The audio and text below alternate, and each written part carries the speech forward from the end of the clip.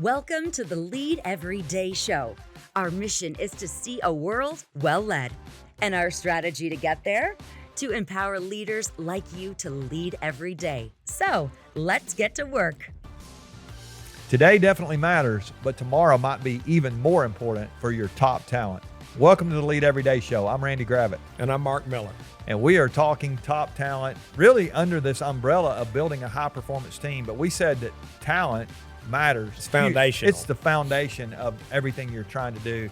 The team with the best players is really positioned to win, has a really great shot at winning. And one of the things we've been saying the last few days is there are some conditions of employment for the best of the best versus B players. We're not looking for C's and D's. We're looking for really great people.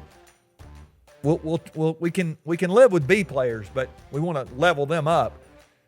Maybe part of today's conversation will help with that. We said yesterday there's some things that being a better boss it entails. I hope people will go back and listen to that. If you missed it, go check that out. You got a chance to level up and improve in some areas. But today, even just as important, I would say, is this idea of providing a brighter future for your people.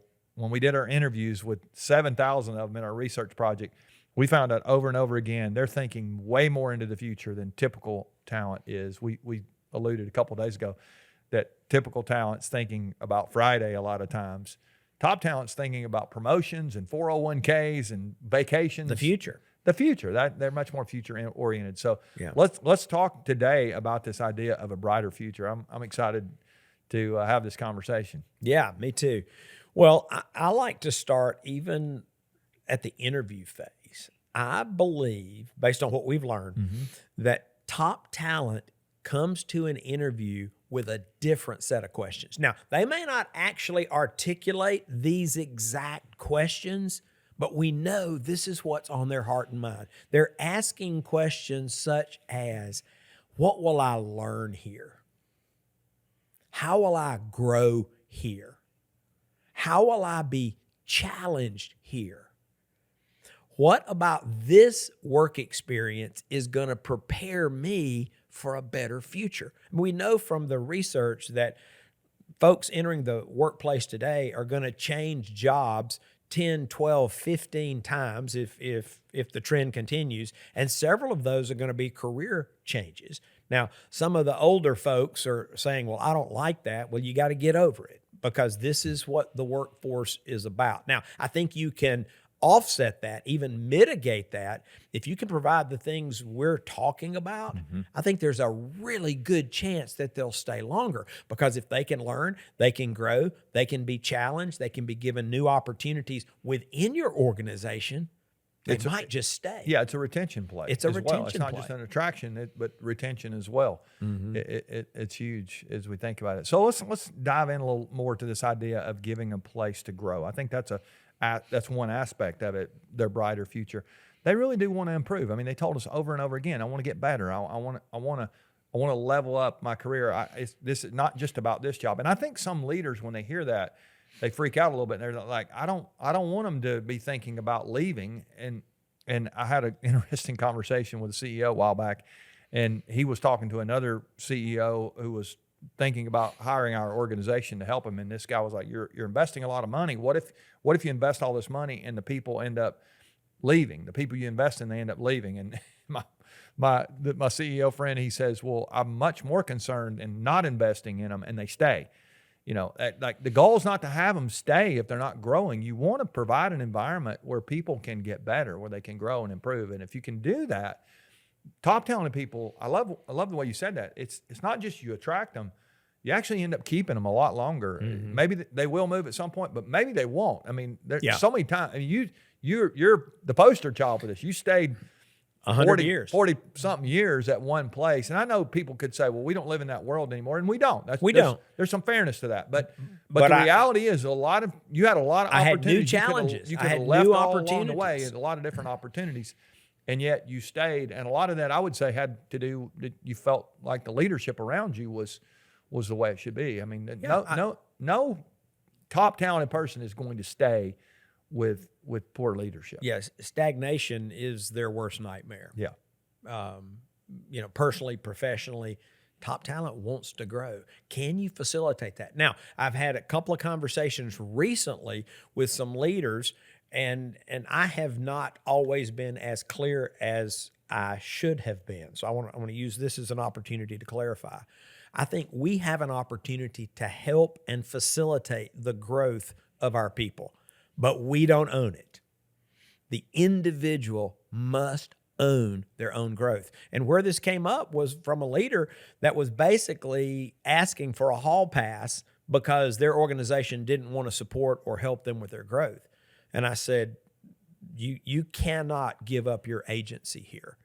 Yeah. You have got to continue to learn and grow. You have to own this, or you're going to get to the end of your career and you're going to feel like it was a waste. Yeah. Yeah, that's a great reminder there. Our growth is on us, so we've got to own that. But I will also say, on the flip side, we want to create a culture where every single person can grow. Sure, we want to help that. We're going to facilitate become that. a talent magnet. We're going to do our part. We can't do it for them. To do we that shouldn't part. do it for them. And that's at every layer of the organization, not just the people. Sometimes we think about just people around my table. I want to create a culture where every single person is growing, or really they ought to be going. I mean, you don't want people on your payroll that are not committed to growing. And that, again, may be an area where you can level up your talent.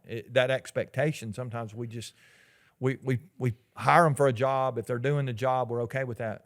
If you're doing great stuff and you've got a vision for bigger and better, you're going to need people that can level up and get better to help you go where you're trying to go. So I think there's huge upside here if we create that kind of expectation. What would you say to the person who's out there saying, well, what are some opportunities for me to help them grow? Like, you got some couple growth. Of let's give them a real tactical thing. You can actually set the expectation for growth. You say, well, what's that look like? Well, any number of ways you can do that. 20, 25 years ago, when I worked in the operations group at Chick-fil-A, we required our business consultants to have an annual development plan. Yeah. Years before we ever required them to have an annual business plan. Yeah. We just think it's critical, and you can actually create that expectation. And we said, hey, you need to review that with your supervisor. We'll provide some funding. We want to give you our full support. And that also gives the supervisor an opportunity to contribute to and to speak into those plans.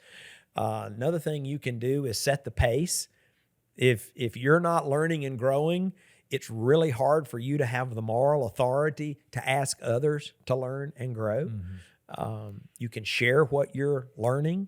Mm-hmm. You can provide resources. You can provide opportunities. You can introduce people. You can be a mentor. You can help facilitate people finding mentors. I mean, the list goes on and on and on. Well, and I don't want people to underestimate just how much we say all the time. People always watch the leader, and that expectation that you're even inadvertently setting when you just model it. I mean, I think there's some huge stuff. I was actually at church on this last Sunday, and a guy came up to me, and I hadn't seen this guy in a pretty good while.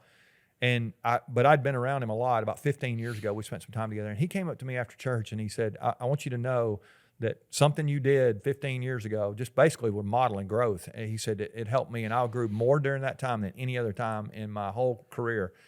And I hadn't even thought about it. I mean, I just was just kind of doing what I was doing. I was making it up as I go. People always watch the leader. People are watching. I mean, they really are. And that was just a great reminder.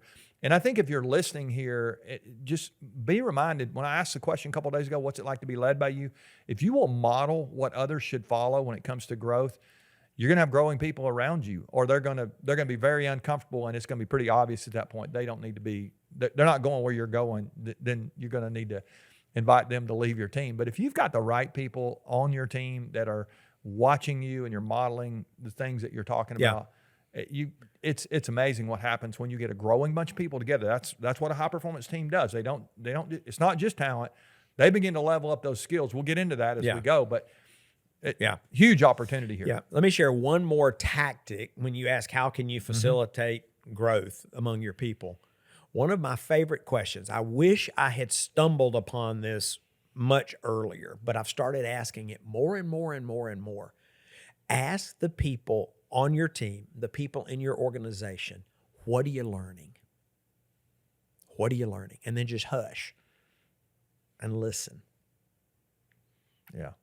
You'll create an expectation, and people will go, he's serious. She's going to ask me that. She's serious. Yeah.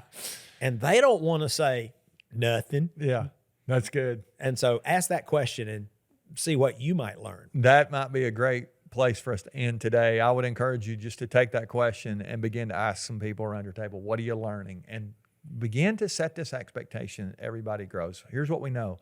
The best and the brightest are looking for a brighter future. They're looking for a boss, a leader who's going to expect them to grow. They don't mind being held accountable. They actually want that. They want responsibility. They want opportunity. And if we'll do that, we're not only attract them, we're going to actually keep them longer. It's not only a condition of employment, it might be your best retention play.